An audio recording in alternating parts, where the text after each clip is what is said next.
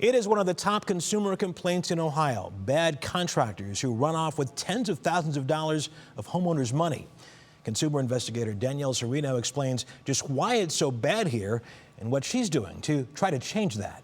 Why do you keep doing this to people? I've been following Jack Grosser of Final Destination Restoration for years, accused of victimizing homeowners.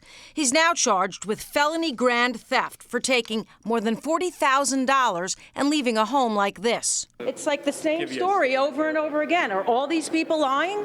This case is a big deal. Contractors rarely get dragged into court, and they're rarely charged criminally. This homeowner lost more than $28,000 and was close to tears as she described another contractor who couldn't even get her addition off the ground. We had called probably 10 other contractors after we had terminated our contract, and no one wanted to touch the job.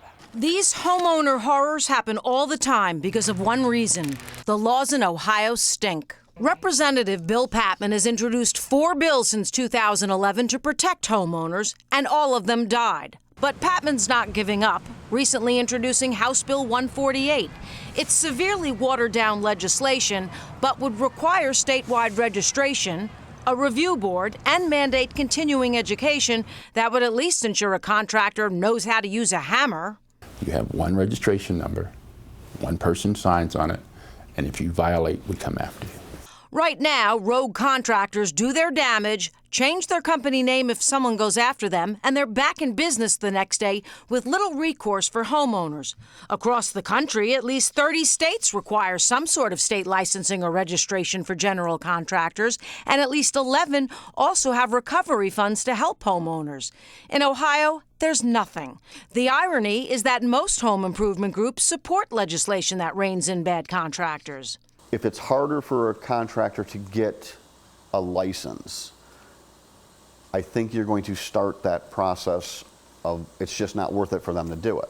But 2 Home Builders Association chapters have been against new laws, saying its members already follow the rules, and they've lobbied legislators to kill these bills. And I've actually left 2 messages for Dan. I haven't heard back from. They wouldn't talk to me about this, nor would 2 lawmakers we found took money from that Cincinnati group. Representative Blessing was on the Commerce and Labor Committee, which blew off 3 of Patman's bills.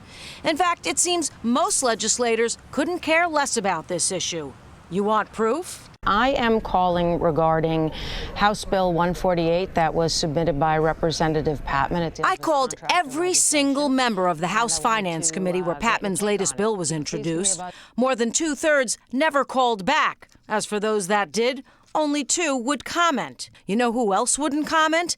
These 3 lawmakers who took thousands of dollars from the Home Builders Association of Ohio while doing little to help them protect homeowners.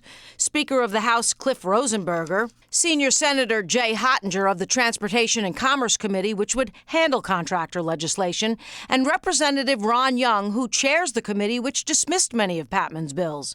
Ironically, Young is now co-sponsoring Patman's latest legislation. And this should have been a law a long time ago. Yet somehow at least 9 bills since 2008 died.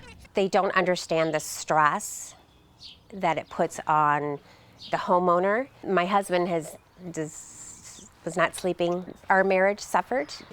I'll tell you this, I promise, I am not giving up on this fight to get legislation passed. My next stop, the governor. But we need to do our part by going to our representatives and demanding they do something. They work for us, and we have the power to vote them out of office.